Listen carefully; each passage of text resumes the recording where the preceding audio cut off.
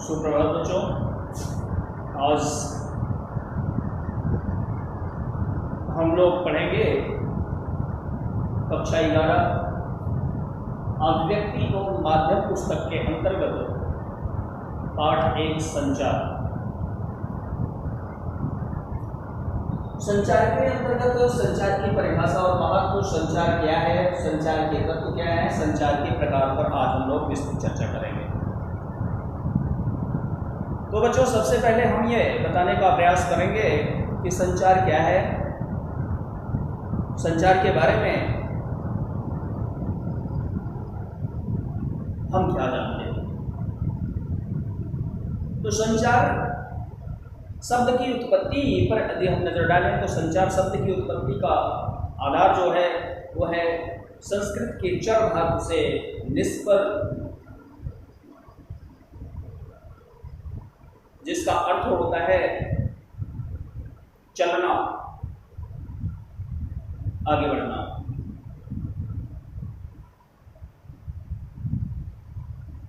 संचार शब्द कोई हमारे लिए नया नहीं है।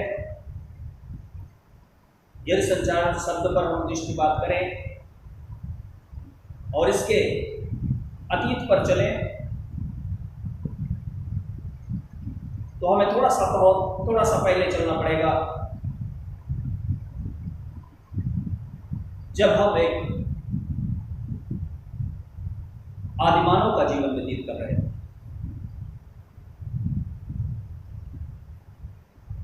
तो संचार की प्रक्रिया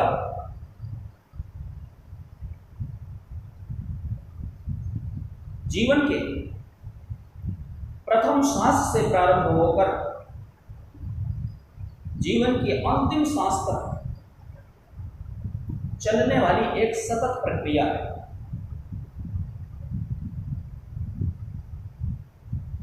अर्थात हम ऐसा भी कह सकते हैं, संचार जीवन की निशानी है।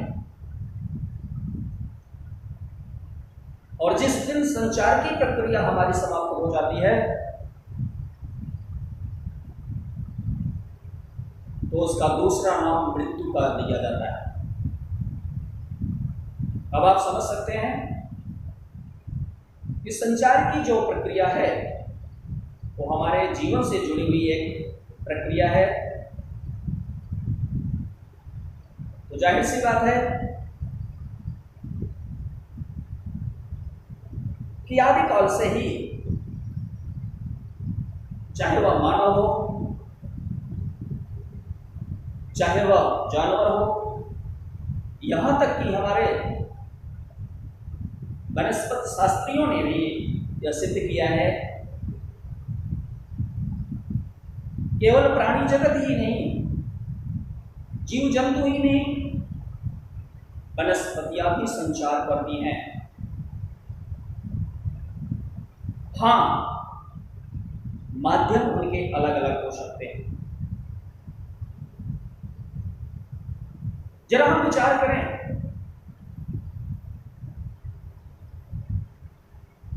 कि जब हम अकेले में हों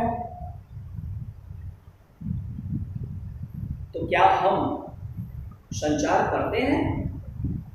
हाँ, निश्चित संचार करते हैं।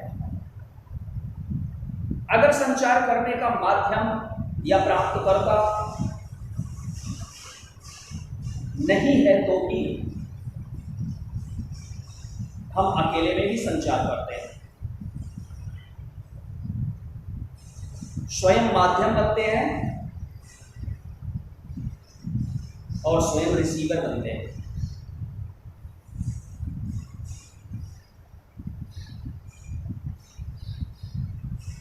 तो ऐसी परिस्थिति में ये कहने का तात्पर्य है कि संचार वह शब्द है जो दो लोगों के मध्य में विचारों के आदान प्रदान का एक माध्यम है, एक प्रक्रिया है। आदिकाल से ही यह प्रक्रिया प्रारंभ रही है। सबसे पहले यदि हम अपने धर्मशास्त्रों पर दृष्टिपात करें तो हमें इस लोक से परे एक ऐसा व्यक्तित्व उभर करके सामने आता है जिसका नाम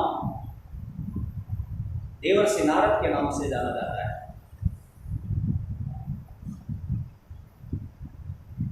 वह संपूर्ण ब्रह्मांड के संचार करता ऐसा माना जाता है हमारे यहां। चंद मिनटों में देवताओं के मध्य समस्त भूमंडलों पर, समस्त भूखंडों पर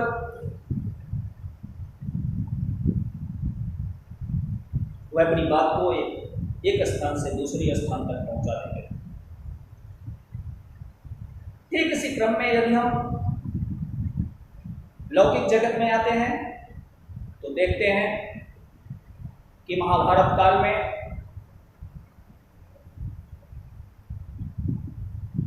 महाराज धृतराष्ट्र को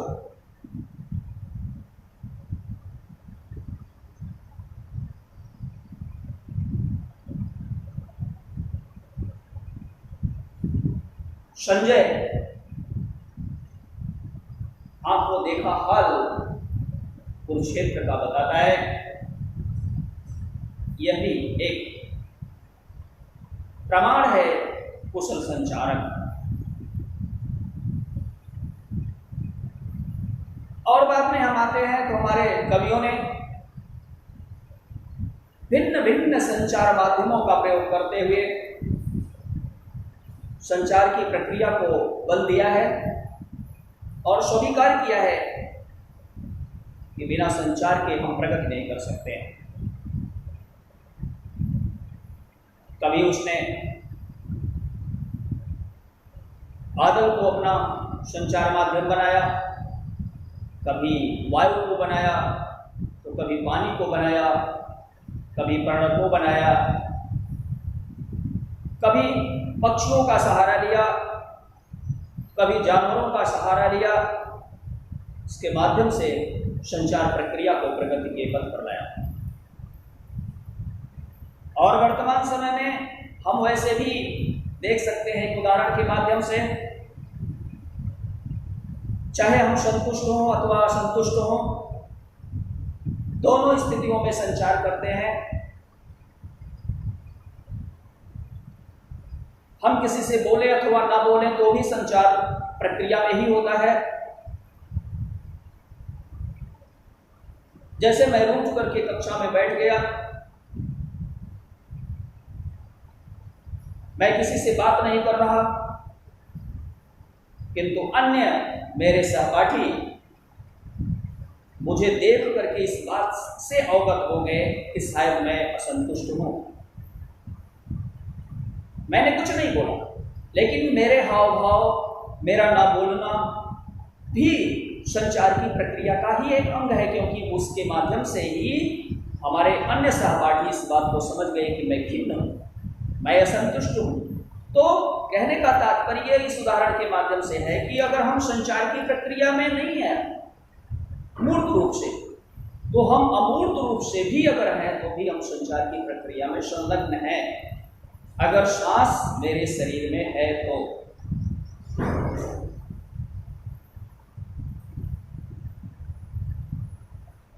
या वैसे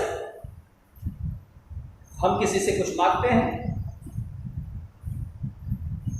तो भी संचार की प्रक्रिया होती है।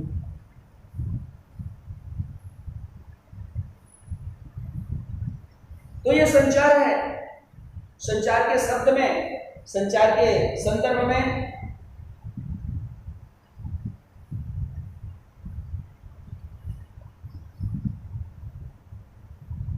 प्रसिद्ध संचार शास्त्री सैमुअल में विल्बरस्वैम ने कहा है कि संचार अनुभवों की साझेदारी है। ठीक ये है। अब हम थोड़ा सा संचार माध्यमों पर, क्योंकि हम अपने सफल संचार को एक स्थल से दूसरे स्थल तक तभी पहुंचा सकते हैं जब हमारे संचार के माध्यम होंगे। और संचार के माध्यम जितने ही सशक्त, जितने ही सबल, जितने ही द्रुतगामी होंगे, संचार की प्रक्रिया उतनी ही तीव्रता से रिसीवर तक पहुंचेगी, प्राप्तकर्ता तक पहुंचेगी। ये संचार के माध्यम वर्तमान समय में है telephone, internet, radio, television, cinema, पत्र पत्रिकाएं आदि। आपने देखा होगा कि इन माध्यमों के विकास से जो हमारी भौगोलिक दूरी थी वो घट गई। एक समय ऐसा था कि हम अपनी बात को या हम अपने संदेश को अगर अपने जनपद स्तर तक ही पहुंचाना चाहते थे तो उसके लिए कम से कम 2-3 दिन का समय लगता था। किंतु यदि तुलनात्मक तौर पर आज हम उसका मूल्यांकन करें तो हम स्पष्ट रूप से इस बात को देख सकते हैं कि 2 मिनट तो बहुत ज्यादा है कि मुझे क्लिक करने की, कर्सर को क्लिक करने की देरी है, हम पूरी दुनिया की खबर को सेकंडों में प्राप्त कर सकते हैं। उदाहरण के तौर पर 11 सितंबर 2001 को अमेरिका के वर्ल्ड ट्रेड सेंटर पर आतंकी हुए हमले को दुनिया ने अपनी आंखों के सामने घटते देखा।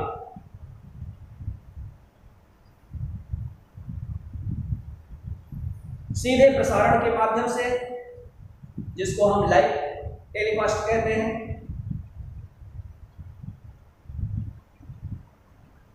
हम वहां पर मौजूद घटना स्थल पर भी उस लाइव प्रसारण के माध्यम से दर्शक बन सकते हैं, बनते हैं। तो कहने का तात्पर्य, इन माध्यमों ने संपूर्ण भूमंडल की दूरी को सिमटा करके एक कलेवर में प्रस्तुत कर दिया है। ये संचार की और संचार के माध्यमों की विशेषता है। आज के युग में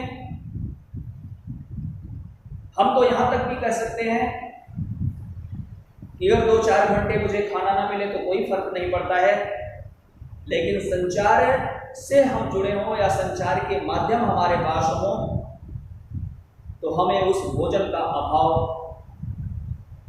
10-5 घंटे के लिए नहीं खलता है। आधुनिक युग की अगर कल्पना करें तो निश्चित ही आज का युग जो है वो संचार पर पूर्ण रूप से आश्रित हो चुका है।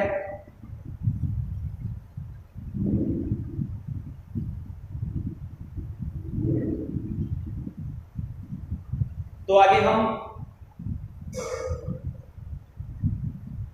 इस संचार के संदर्भ में जानने का प्रयास करेंगे। मैंने पहले ही बताया कि संचार शब्द की उत्पत्ति संस्कृत के चर धातु से होती है, जिसका अर्थ चलना या एक स्थान से दूसरे स्थान पर पहुंचना होता है। और ये विज्ञान का भी ये नियम है कि यदि हम ताप के संचार पर दृष्टि डालें तो एक बिंदु से दूसरे बिंदु तक ताप पहुंचने का जो प्रक्रिया है वह संचार की प्रक्रिया के तहत है। इसी प्रकार से हम संचार के जरिए टेलीफोन, तार, बेतार, मौखिक, लिखित संदेश को एक जगह से दूसरी जगह तक पहुंचाते हैं। दरअसल हम जब अपने संचार प्रक्रिया में होते हैं, एक दूसरे से संचार करते हैं, तो हम अपने अनुभवों को एक दूसरे से साझा करते हैं।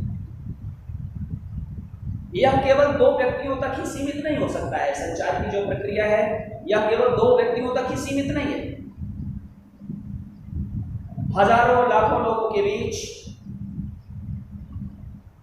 होने वाले संचार को शामिल किया जा सकता है, जिसको हम जन संचार के नाम से जानते हैं, जिसके लिए हम अपने विचारों भावनाओं को लिखित, मौखिक या सांकेतिक, श्रव्य, दृश्य आदि माध्यमों के जरिए सफलतापूर्वक पहुंचा सकते हैं। इन्हीं प्रक्रियाओं को, इन्हीं भावनाओं को एक दूसरे तक पहुंचाने के लिए कुछ माध्यम होते हैं जो सफलतापूर्वक उन्हें पहुंचाते हैं। अब हम देखेंगे संचार के तत्व के रूप में। संचार कई प्रक्रियाओं से होकर के गुजरती है और इन्हीं कई प्रक्रियाओं को हम तत्व के रूप में जानते हैं। नंबर 1, स्रोत या संचारक। संचार करने वाला, जिसे हम स्रोत के नाम से जानते हैं, पहला तत्व है जो अपनी भावना को दूसरे तक पहुंचाता है, उसे हम संचारक मानते हैं। जैसे मुझे हिंदी की किताब चाहिए, तो सबसे पहले मैं कक्षा में आए अपने किसी मित्र से मांगने का प्रयत्न करूंगा।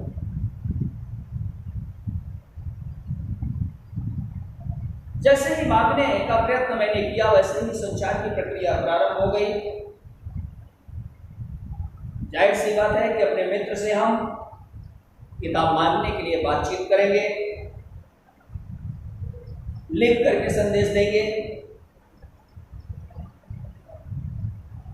हम जब लिख करके संदेश देते हैं तो हमें भाषा की भी जरूरत होती है। दूसरे तत्व के रूप में हमें एक अच्छे संदेश को भेजने के लिए एक भाषा की जो आवश्यकता होती है, उस भाषा में हम उसे कूटीकृत या एनकोडिंग करते हैं। और इसी प्रक्रिया का दूसरा चरण है कूटीकृत। बात ध्यान में इस तरीके से, इस पर विशेष ध्यान देने की जरूरत है कि संचारक जिस भाषा का प्रयोग कर रहा है, क्या प्राप्तकर्ता उस भाषा को अच्छी तरीके से जानता है। यह जरूरी है कि संचारक जिस भाषा का प्रयोग कर रहा है, उस भाषा का अच्छा जानकार रिसीवर अर्थात प्राप्तकर्ता भी हो। संचारक अथवा प्राप्तकर्ता दोनों पर उस भाषा पर पकड़ हो, तभी संचार की प्रक्रिया आसानी से पूर्ण हो सकती है। तीसरे रूप में है संदेश, जिस के लिए हम सारी प्रक्रियाएं कर रहे हैं। इसका बहुत ही अधिक महत्व है। जो संचारक का प्रमुख उद्देश्य होता है, उद्देश्य उसी अर्थ तक, उसी अर्थ में प्राप्तकर्ता तक पहुंचे जिस अर्थ के लिए उसने, संचारक ने प्रयास किया है।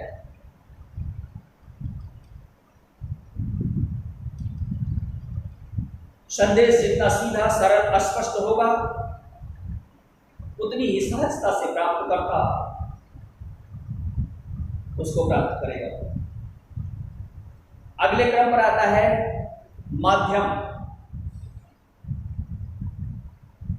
जिसको हम चैनल के नाम से जानते हैं। हम संदेश को माध्यमों से भेजते हैं, जैसे पत्र था, तार था, उसी का आधुनिकतम रूप है रेडियो, टेलीविजन, इंटरनेट, पत्र पत्रिकाएं आदि। ये जितने ही मजबूत, जितने ही सफल होंगे,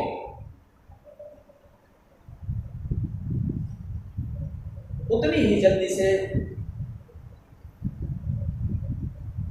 संचार प्रक्रिया संपादित हो पाएगी।